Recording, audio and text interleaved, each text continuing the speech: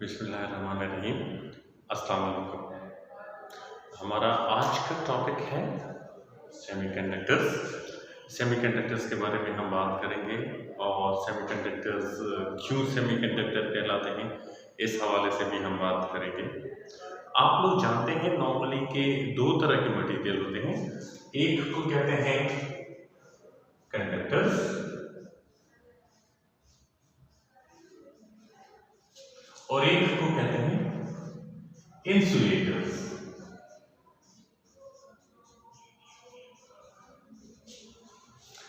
Conductor वो material होते हैं जिसमें इलेक्ट्रिसिटी क्रॉस कर सकती है, पास कर सकती है, इलेक्ट्रिक करंट पास कर सकता है। इंसुलेटर्स वो मटेरियल होता है जिसमें इलेक्ट्रिसिटी पास नहीं होती। तो अब दो ही कंडीशन होते हैं, या तो इलेक्ट्रिसिटी किसी मटेरियल में से पास होगी या इलेक्ट्रिसिटी पास नहीं होगी। लेकिन हमारे पास एक ऐसा मटेरियल इन दोनों के दरमियान वाले रीजन में होता है जो कि कंडक्टर या इंसुलेटर दोनों तरीके से बिहेव कर सकता है। ऐसे मटेरियल को हम सेमीकंडक्टर कहते हैं और डिफरेंट सिचुएशंस मौजूद हैं जिनकी बेस पर ये मटेरियल या तो इंसुलेटर के तौर से बिहेव करेगा और या फिर कंडक्टर के तौर से बिहेव करेगा। तो अलग अलग सिचुएशंस हैं, एक ही मटेरियल होता है, उसके लिए हम जब सिचुएशंस को चेंज कर देते हैं तो वो या तो कंडक्टर और या फिर इंसुलेटर के तौर से बिहेव कर सकता है। हम जो सेमीकंडक्टर सबसे ज्यादा यूज करते हैं, जो सबसे स्टेबल सेमीकंडक्टर है, वो है सिलिकॉन।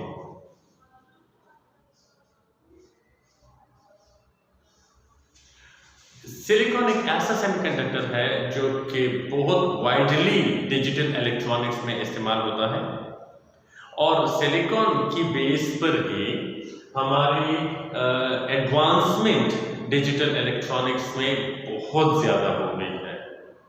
मेन रीज़न सिलिकॉन ही है क्योंकि ये कुछ स्पेसिफिक हालात में इंसुलेटर के तौर से काम करता है और कुछ हालात में ये कंडक्टर के तौर से काम करता है। बहुत बेहतर कंडक्टर होता है।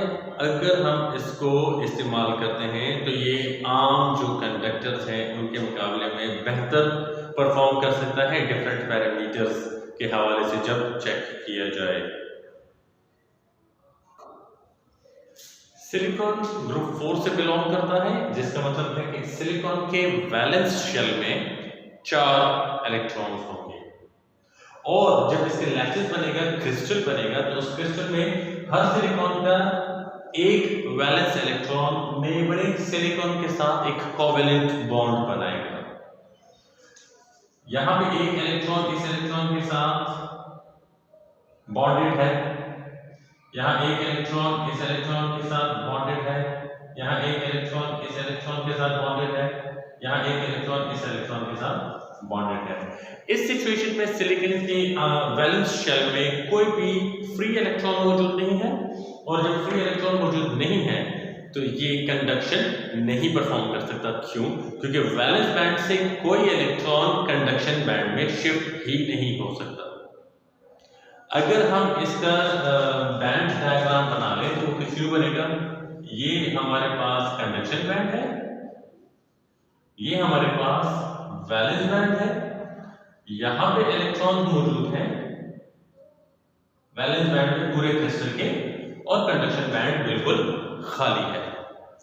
तो चूंकि कंडक्शन बैंड बिल्कुल खाली है तो हमारे पास कोई कंडक्टिविटी, इलेक्ट्रिक करंट का फ्लो पॉसिबल नहीं है। अब ये सिचुएशन सिलिकॉन की होती है एब्सोल्यूट जीरो के करीब, अराउंड अबाउट 10 केल्विन देख लें, 10 केल्विन से लेकर 50 केल्विन के दरमियान इस रेंज में ये सारे इलेक्ट्रॉन्स बॉन्डेड होते हैं। लेकिन जब इनको इस कंडीशन में रखा जाए, सिलिकॉन के क्रिस्टल को इस टेम्परेचर पे इतना कूल डाउन रखा जाए तो वहां पे सिलिकॉन फिर इंसुलेटर के तौर से बिहेव करता है। लेकिन अगर किसी तरीके से इस सिलिकॉन को एनर्जी मिलती है, हीट मिलती है, इसका टेम्परेचर राइज होता है, लेट्स सपोज हम इसको लेकर आते हैं रूम टेम्परेचर पे। रूम टेम्परेचर तकरीबन हमारे पास 25 डिग्री सेंटीग्रेड बनता है। तो 25 डिग्री सेंटीग्रेड कैल्विन में राउंड अबाउट आप यूं लिख लें 310 कैल्विन से इसके आसपास हम अगर इस सिलिकॉन के क्रिस्टल को ले आते हैं, इतनी हीट इसको मिल जाती है, तो इस एनर्जी की वजह से, एक्सटर्नल एनर्जी की वजह से यहाँ पे जो बॉन्ड्स हैं, कोई एक बॉन्ड ब्रेक हो सकता है। तो लेट्स से जब ये बॉन्ड ब्रेक हो जाता है, अब इस सिलिकॉन में एक ऐसा इलेक्ट्रॉन है जो अनबॉन्डेड है, इस तरह इस सिलिकॉन में भी एक ऐसा इलेक्ट्रॉन है जो बॉन्डेड नहीं है, और ये वाले जो बॉन्डेड नॉन बॉन्डेड इलेक्ट्रॉन्स हैं, ये स्पेसिफिक कंडीशन में यहां से जंप करके कंडक्शन बैंड में जा सकते हैं। तो अब आप देख सकते हैं कि इक्का दुक्का इलेक्ट्रॉन्स कंडक्शन बैंड में मौजूद हो गए हैं। अगर इनको एनर्जी मिलती है, ये एक्साइटेड होगी, यहां से जंप कर जाते हैं, ये कंडक्शन बैंड में चले जाते हैं।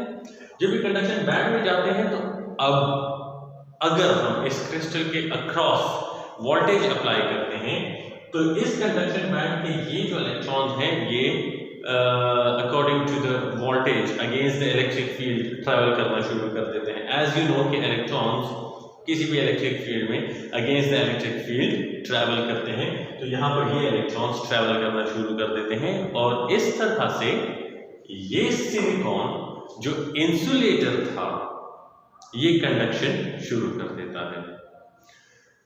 इस सिचुएशन में जब बॉन्ड ब्रेकिंग होती है, और बॉन्ड ब्रेकिंग की वजह से कंडक्शन बैंड में कुछ इलेक्ट्रॉन्स आ सकते हैं, और वोल्टेज अप्लाई करने के बाद या इलेक्ट्रिक फील्ड अप्लाई करने के बाद ये इलेक्ट्रॉन्स आगे को ट्रैवल कर सकते हैं।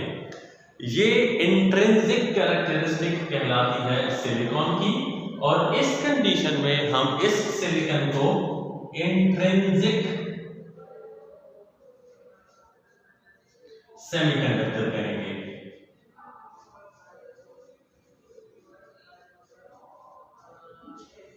इंट्रिंसिक सेमीकंडक्टर हम इसको कहेंगे। इंट्रिंसिक सेमीकंडक्टर नो डाउट कि वो सिलिकॉन की इंसुलेटर वाली स्टेट के मुकाबले में कंडक्टिविटी ज्यादा कर सकता है, लेकिन अगर हम इसको कंपेयर करें आम सेमीकंडक्टर्स, आम कंडक्टर्स से, तो कंडक्टर्स के कंपैरिजन में इस वक्त ये सिलिकॉन का लैटिस जो कि ज्यादा एटम्स पर फैला हुआ है, मुश्तमिल है, इसकी कंडक्टिविटी कुछ ज्यादा नहीं होती। ये थोड़ी कंडक्टिविटी करता है, इतनी बेहतर कंडक्टिविटी नहीं कर सकता, तो इसके लिए इंट्रिंसिक सेमीकंडक्टर आमतौर से यूज नहीं करते, या सिलिकॉन को अपनी इंट्रिंसिक स्टेट में, जब ये इंट्रिंसिक सेमीकंडक्टर होता है उस स्टेट में यूज नहीं करते। तो उस कंडीशन में सिलिकॉन को थोड़ा सा ज्यादा बेहतर कंडक्टिव मटेरियल बनाने के लिए इसके साथ एक और प्रोसेस किया जाता है, जिसको कहते हैं डोपिंग। डोपिंग के बारे में हम अगली वीडियो में इंशाल्लाह डिस्कस करेंगे।